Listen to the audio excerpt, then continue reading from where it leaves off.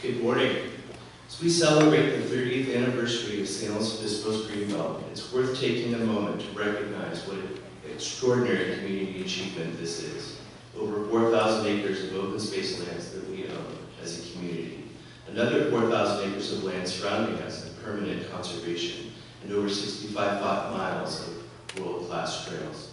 This summer, we invite you to celebrate with us and cherish the San Luis Obispo Greenbelt, including a sunset community picnic on Terrace Hill in July, or out on the trail at Irish Hills with Ranger Doug and myself in August. Attend one of these events and follow up with us and receive a 30th anniversary commemorative bandana. For 3 decades, this community has made intentional choices to protect the landscapes that surround us. It hasn't always been easy, but it didn't happen all at once, but through sustained commitment over time, we have been successful. These open spaces define SLO. They shape our sense of place, they provide trails, recreation, habitat for wildlife, cleaner air and water, and a connection to nature that many communities have lost. 30 years ago, community leaders and residents and partners, some of whom are in the audience here today, they said, these places matter and they're worth protecting for future generations. For local businesses, these lands are part of what makes San Luis Obispo attractive to visitors, residents, and employees. They contribute to our tourism economy, our public health, and our overall quality of life. But what's especially powerful about this anniversary is that it reminds us that stewardship is never finished. Protecting open space isn't a one-time accomplishment, it's an ongoing commitment. In fact, as I like to say, it's a forever promise. And the reality is the next 30 years will ask something different from us, not just land conservation, building wonderful trails, but also building resilience. The landscapes we love are experiencing hotter temperatures, more prolonged drought, more intense rainfall, flooding, and growing wildfire risk.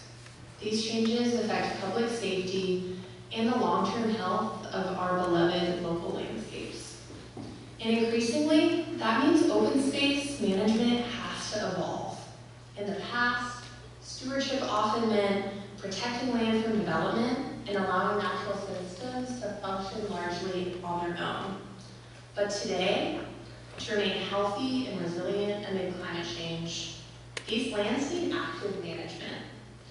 This includes reducing hazardous fuels, restoring creeks, managing for invasive species, and protecting biodiversity.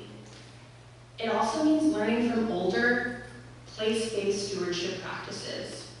One recent example of that happened on June 8th on the USC open space, where the city hosted an 11-acre cultural burn led by the Yaktichu Tichu Yaktilhini, the northern Chumash tribe of the San Luis Obispo County region, in partnership with CAL FIRE. The Yaktichu Tichu Yaktilhini has been putting fire on their ancestral homelands for thousands and thousands of years, with a brief pause in recent history. We're proud to be bringing back cultural fire in San Luis Obispo, a land stewardship tool that reduces wildfire fuels, improves habitat, and restores traditional ecological knowledge that maintain healthy landscapes for generations.